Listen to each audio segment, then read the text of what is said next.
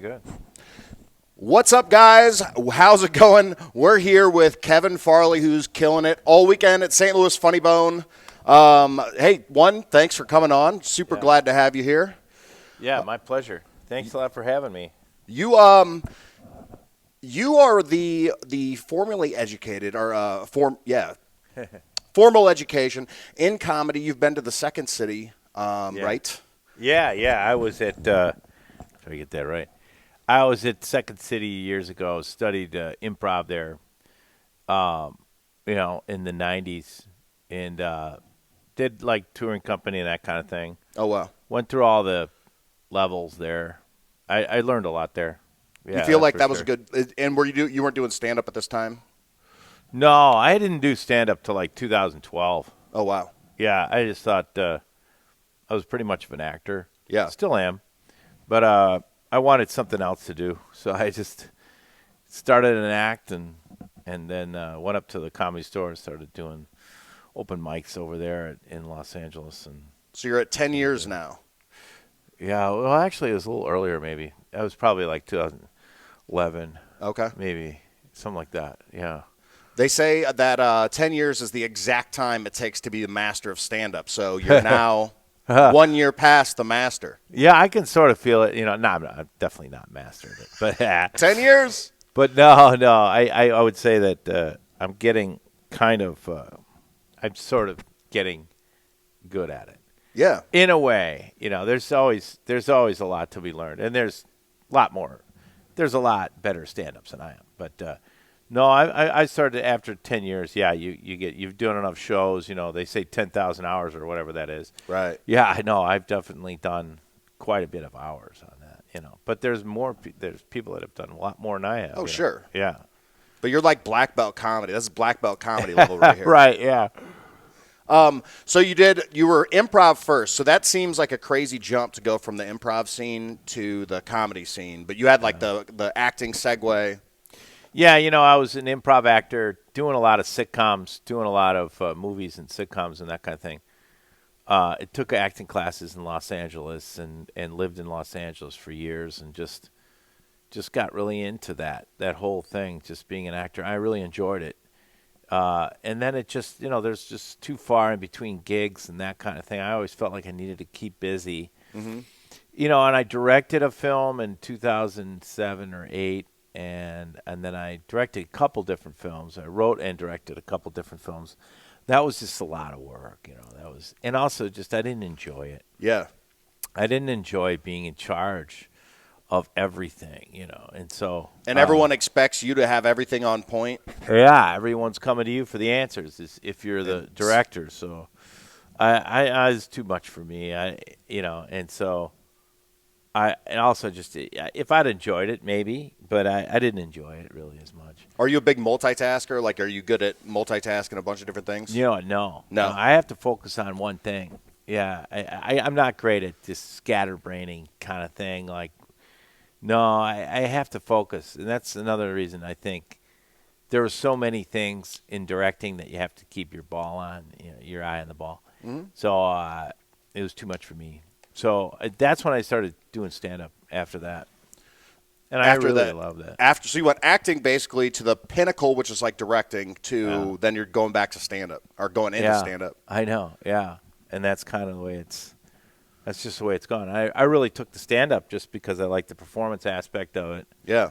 And I really enjoy just coming up with your own act and that kind of thing. Do you pull a lot of the improv stuff that you worked on? Because, in my opinion, that's a huge accomplishment, the Second City thing, right? Mm-hmm. Do you feel like you pull a lot of that into the stand-up, or you feel like it's not as big of a crossover? No, I think that the idea, half the battle in being on stage, just being comfortable on stage. And that improv stuff gave me enough being comfortable on stage.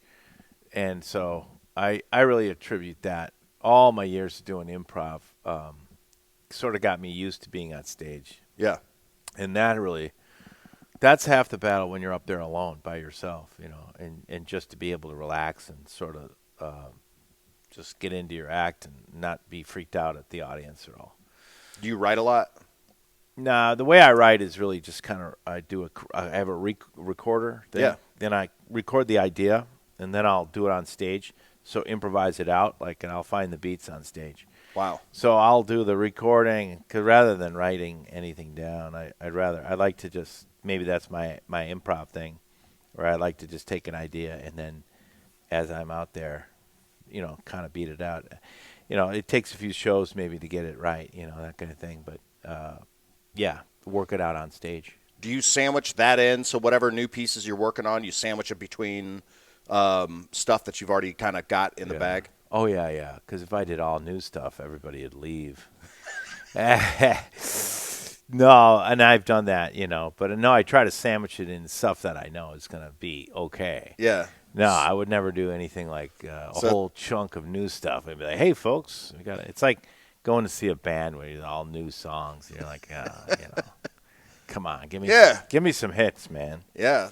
No, I don't like that when bands do that. And when they come out with all new and they know that there's fans there that are. Yeah, you didn't come out with we just wanted to jam or whatever, I don't know. It's not fair to the audience. Just do all my new stuff, Yeah. So I'll do stuff that I know works and they enjoy, they have a good time. Yeah. The object to me is just everyone to have a good time and I'll do a little crowd work there too. That always gets them going. Try to, talk to somebody in the audience and find, mind the comedy through that too. And which is a big aspect of improv. That is.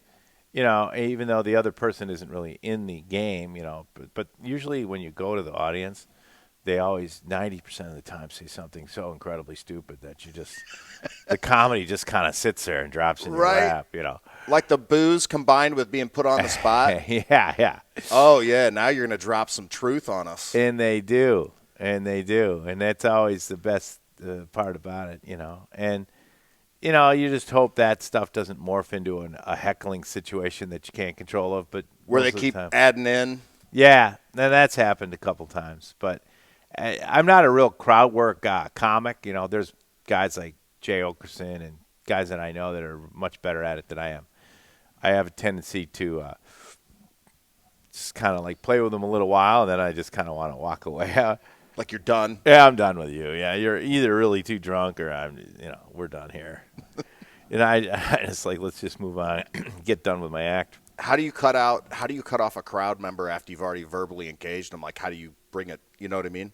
I'll just, if he's too loud, I'll say, all right, now you can shut up, You can shut up now. Just straight to it? Yeah. I think sometimes you have to be really straight for the audience, Yeah. There's only been a few times where I've had to really, but then they usually get kicked out, so it's okay.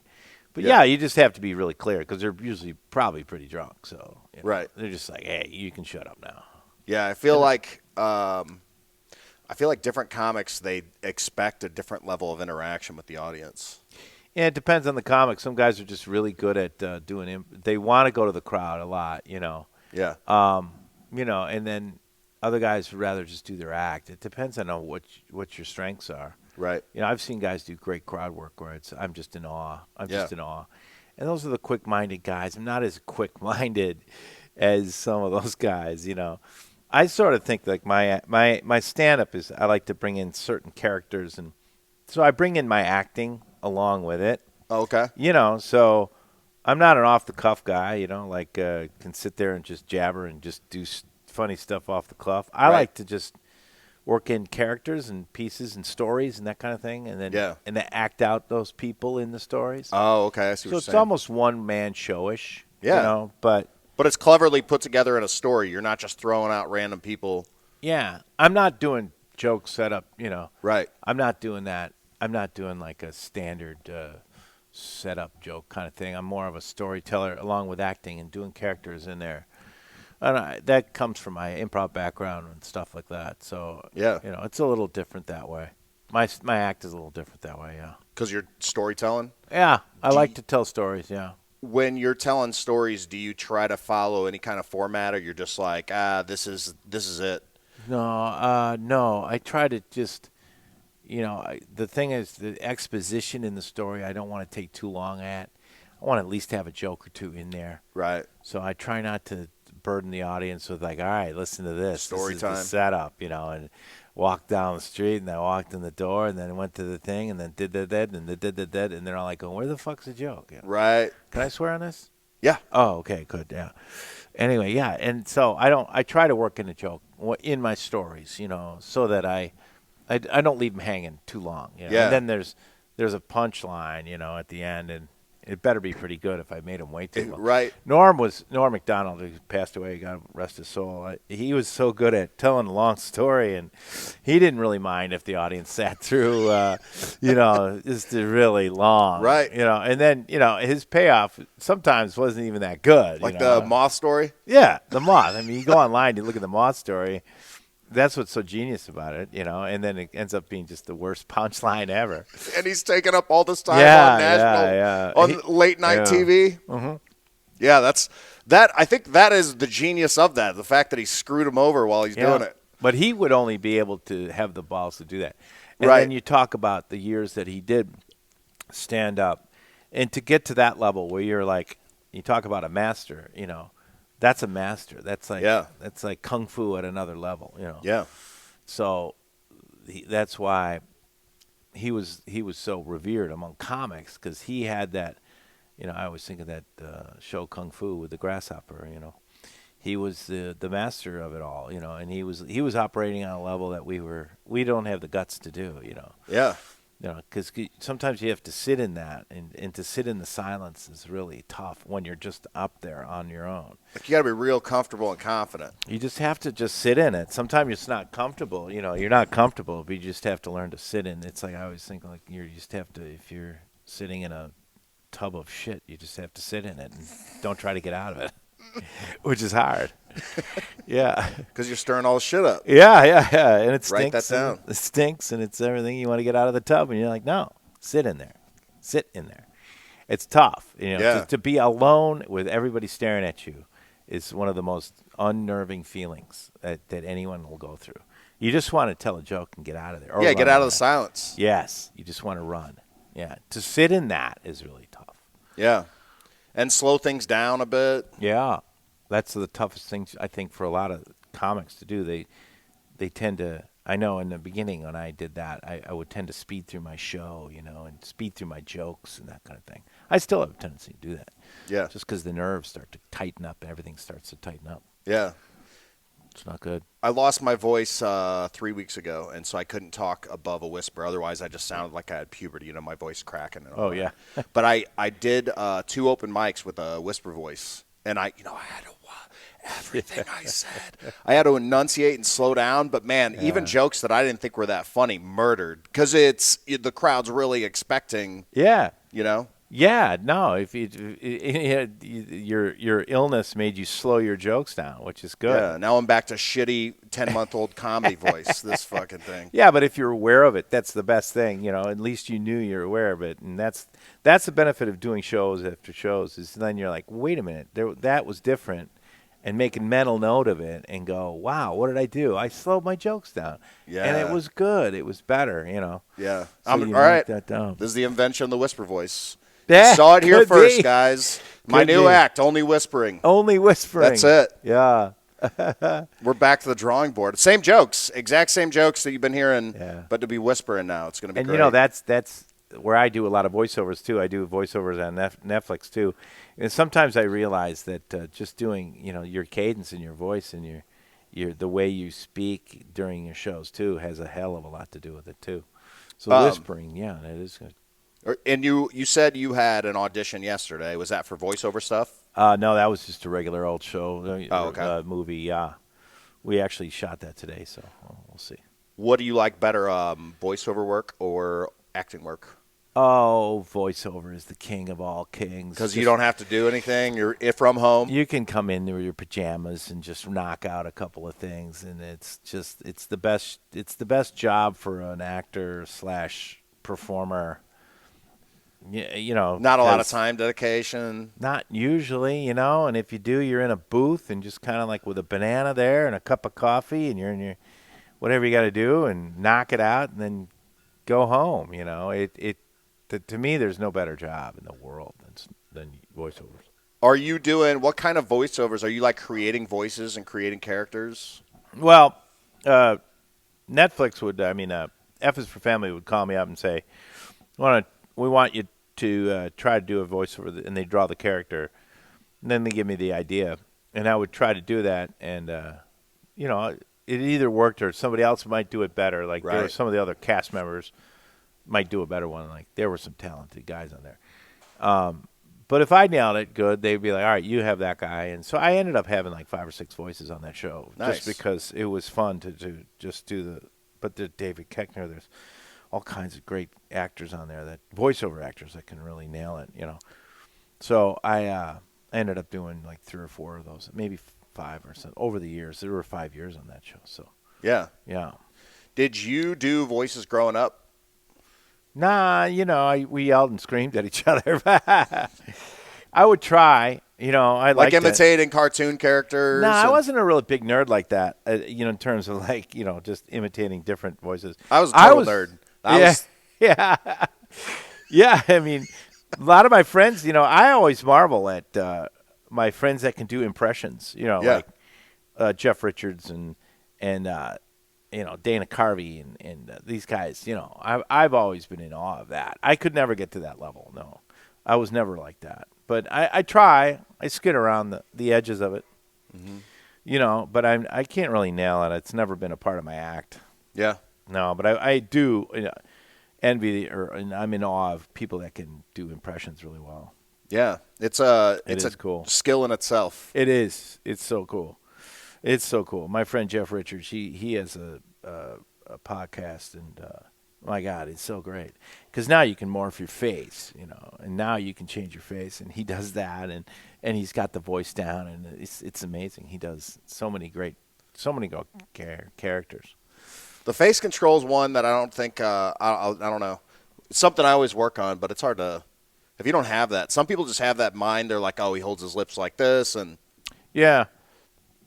No, Jim Carrey comes to mind there. I mean, he's got the best facial expressions. I can have facial expressions, too. I try to work that in also. You try to use every weapon you can when you're just up there. Anything you can just pack it all into the lines. Yeah, anything you can do just to make people laugh without being like, I think those jackass guys that get up there and do stunts. I don't think I'm willing to do that, but anything else, I won't do cartwheels either. Probably no more of that. Yeah, no more. Wait. Yeah. So that means at one time you were doing cartwheels? No, maybe when I was younger, I would have done something crazy like that on stage. As you get older, you're like, no, we'll just keep it to like facial expressions and voices. Something you're not going to get injured on. Broken arm on. No. Yeah. Physical comedy. I'm sure out of all the crazy stuff you've maybe done over your life, the least cool story is like, I was just doing a spin on stage and I just broke something. Oh, yeah. I mean, you can really get hurt on stage doing that kind of stuff. I don't know how those jackass guys, and I got to see that movie, but those guys do that. I haven't seen it yet. Yeah, those guys do that kind of stuff. I'm like, wow, no way. There's not many stand-ups, though, that get up there and do kind of wild, crazy stuff, though. It's all pretty heady. It's all pretty mental. It's not so much physical. My brother was a great physical comedian, but I was never a great physical comedian. I'd rather just be mental and tell jokes and tell stories and that kind of stuff. Yeah. Yeah. Draw them in. Yeah, draw them in. Use your cadence. Use your voice. As you get older, that's the only thing I have. So. Yeah. Yeah. Yeah. Well, shoot, it's been awesome. You're going to be here all weekend. Yeah. Make sure to follow him on Facebook. You got anything else you want to throw out? Yeah, Facebook. out? I'm on KevinFarleyOfficial.com. That's my website. You can go see where I am. At Twitter, I'm Kevin Farley, and that's pretty much it. That's it. Yeah. All right. Well, thanks a lot for coming on. Thanks a lot, man. I also do Offsides as my podcast. Offsides? Yeah. Make sure to follow the Offsides podcast with Kevin Farley. Keep in touch. And that's it, guys. Thanks. Peace.